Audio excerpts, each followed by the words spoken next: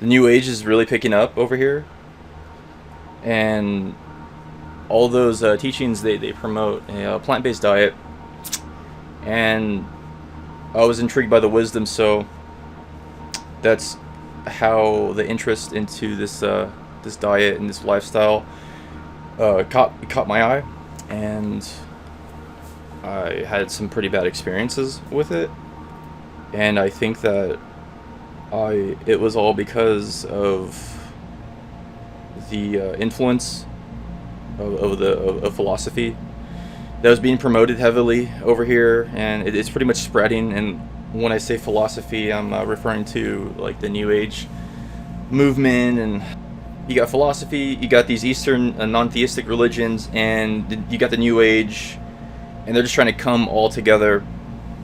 Yeah, I really believed in the self-attainment through these practices. Uh, this all leads to Jainism, the Jainist ascetics. The term, it means to exercise or like train the body in like a self-denial manner, almost like how an athlete trains for a skill or for conditioning for to perform in their sport. But asceticism is with the aim to achieve some kind of like spiritual salvation, and the practices of self-denial, of course, they're dietary, and you can trace this back. You can trace Jainism back to the 6th century BC, and they believe in like reincarnation and past lives. Also, this is also traced back to Pythagoras, because he was like a Greek philosopher. He came up with the Pythagorean theorem, whatever formula, or something where all matter is reduced to numbers, and he promoted a vegetarian, non-meat diet, because he believed that every living creature had a soul. Okay, and want to know how he died? It involves his diet. Well, he starved himself to death. Yeah. So the origins, if you trace veganism back, it goes back to Jainism, 6th century BC. If you look at the Jainists who practice the dietary restrictions, they look like Durian Rider. They look like skeletons. Also, Pythagoras was his theory, his belief was also influenced by Hinduism, and then it wasn't until later, the founder of the Vegan Society, 1800s, he wanted to separate himself from vegetarianism, so all he did was create a diet where there's no milk and cheese. And so it became veganism. Okay, but the ascetics, they were doing that way before. They were already doing that. They were just living off of. So the ascetics, the Hindus, they have a when it comes to sentience, they believe that there's levels of sentience. Okay, and so a mammal will have a higher level of sentience compared to a cricket or a fly. A fly or a cricket will have a higher level of sentience compared to a vegetable. So their diet consists of plants that don't something that has to do with not being rooted in the ground, because the deeper their roots have something to do with sentience. So this is the foundation of veganism. How I came to the diet was by looking at this stuff first.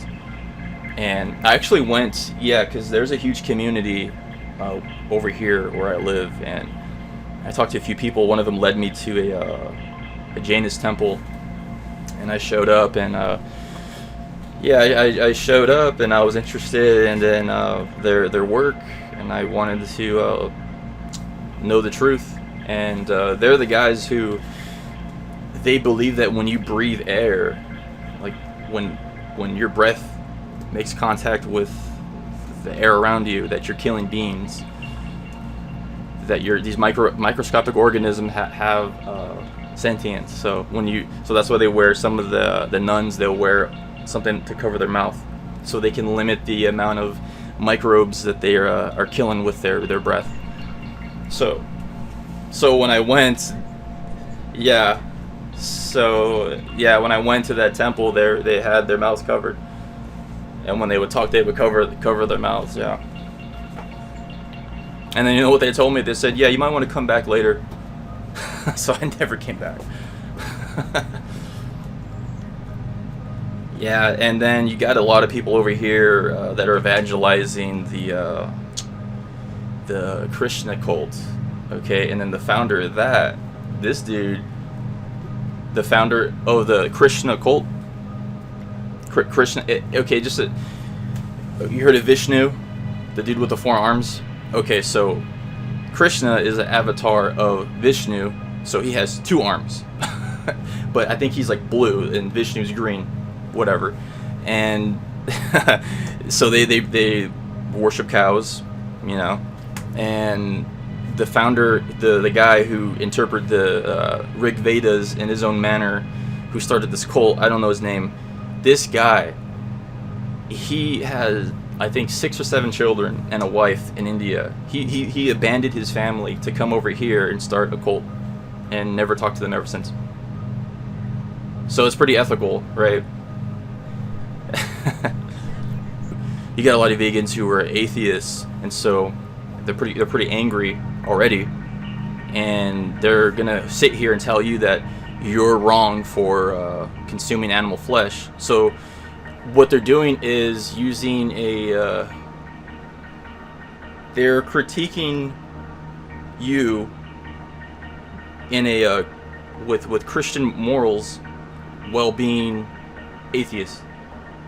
So it's self-defeating. I'm waiting for a vegan atheist to be totally cool with what I eat and not give a shit about any other religion or belief system, and then just live their own lives as a vegan. No, you're not going to get that. You're going to get the vegan who's influenced by the New Age and who believes in past lives and who wants to meditate their way out of this reality, because it's all an illusion, and it's going to take you like billions and trillions of years and multiple lives, and you got to live like an ant for a while. Yeah. So, and I respect that when they admit that this is a belief system. Great, that's all we want. There's no moral basis for pushing their ethics on us. They can't answer that. A lot of guys who want to stand out in the fitness community, all they can do, one of the tactics is coming up with a revolutionary diet. You know, that's going to sell. That's going to be magnetic. It's going to pull revenue. It's going to pull people. So why not go vegan? And it's working. Okay, if you're talking about the components that make up the synthetic hormones, they're not animal based. The chemicals, you could say all steroids are vegan. It's not derived from an animal. That's what makes it vegan. Yeah, it's made in the lab. But these same scientists that are making their synthetic hormones are also testing this stuff on rats. So that's the part that's not vegan, that they're gonna just push to the side. All these drugs are tested on animals. But yet they're gonna go and look for an eyeliner that is not tested on an animal while they're taking Prozac. But I think what's worse is cashew milk, because it's just a bunch of water and sugar. This is exactly why I went to that protest, and I said to them, why can't I promote animal rights while drinking my milk? Because I'm an animal. So animal rights, why am I being excluded from these rights? I want to be here with you guys. Yeah, animal rights. I'm an animal too. Let's get our rights together. So here's a question that we need to ask these vegans. Why do they go to supermarkets and restaurants to protest?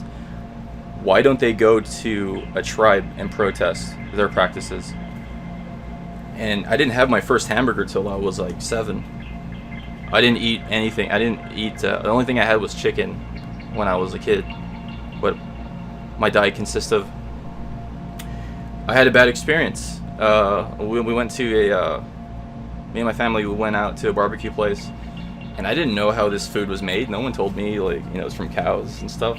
I was pretty sheltered growing up, and that night, the menu had a picture of a cow, and one of my parents asked me, well, what do you want? And I said, I don't know. Like, what do they got here? I'm not really hungry, but what do they got? Like, what do you recommend? And I was a kid, and they told me, oh, here. They pointed to the cow, to its ass. And they said, here, we'll get you some rump roast. And I go, what do you mean? Like, I didn't know these terms. And they said, yeah, it's the ass of a cow. And I remember when they told me that, I asked them, like, what are you talking about? And then they told me, yeah, there's a cow, and they're messing with me. They're like, there's a cow in the back. They're gonna go cut a part of the cow and put it on your plate. And then when they told me that, I ran to the restroom and I started throwing up. It took me years to finally have like a hamburger, and then once I remember the first time I had one, I couldn't put it down. After that, just growing up, I would hear how red meat I heard all this propaganda stuff, never looked into it, just blindly believed it, and adopted this vegetarian lifestyle because it was really easy. 18 months during high school, I hated the thought of like being a jock, sports, being athletic, worrying about my health. So you don't even want to know, like, I was pretty much a vegan in high school because I would starve. I wouldn't eat. I didn't care about food. At that time, I was looking into just a lot of government conspiracies, and I had a few friends telling me that they're sort of one of my friends showed me footage of a slaughterhouse, and they showed me the classic stuff of a chicken getting its head stomped in, and I heard the whole thing about KFC. So I saw that, and I instantly just got triggered, and I genuinely hated those people. I felt the hate grow. I cherry pick from all this stuff and then mash it all in together. Okay, and that's non-personal. They think that everything is one. Well, you can't think that when that's like trying to have a relationship with the number 4. It's impersonal. We transcend numbers as persons. We are distinct. Numbers are just numbers. So if you're gonna say that we're all just everything's just one, then we're no different than a number. And saying that they think that the ego is the problem, like they have to destroy the ego, and they have to mend the world and their personality into one, which is going to destroy their personality, which is going to destroy individualization. But they think it's the ego, so you lose in that process. Yeah, so I mean, Freemasonry is part of the New Age too. So is Crowleyan sex magic. That's New Age too. So is I can go on, but they're gonna pick and choose from these belief systems, these non-theistic belief systems with no moral base. So how do we know that that all paths lead to the same truth? They're gonna say something like, well, I feel it, well, I'm being led, and that this reality is like, we are subject to the illusions of this reality because of our emotions, and we have to detach so we can be more rational, and we have to figure our way out of this mess because that's why the world is messed up. Well, that's an important proponent into all this. To some degree, there are New Age influences to push people towards this path, and I was one of them. I fell for that stuff. But now the question is, it's like they say murder is wrong, but they're gonna go over here and try to ruin the life of a farmer. So where's their moral baseline? They have none, and they're cherry picking from other belief systems. Everybody is their own unique, distinct person from anybody else. Yeah, you could get someone that looks just like you, your twin, but you guys are not going to act exactly the same. And so this is what they want. They want all of us to come together under like a meaningless generic blob of these stupid beliefs that have no moral baseline, and when it comes down to it, they think that all these paths are going to lead them to the truth, and part of their truth is that this existence is like an illusory, or it's some giant matrix system simulation in someone's mind or whatever. But then if that's true, if they think that, then what they just said, what they present, that realization is also an illusory too. So it's self-refuting. So how are they gonna know that their path is not an illusion when they're saying this reality is an illusion? Yeah, they think that adding something to something else is gonna make it greater.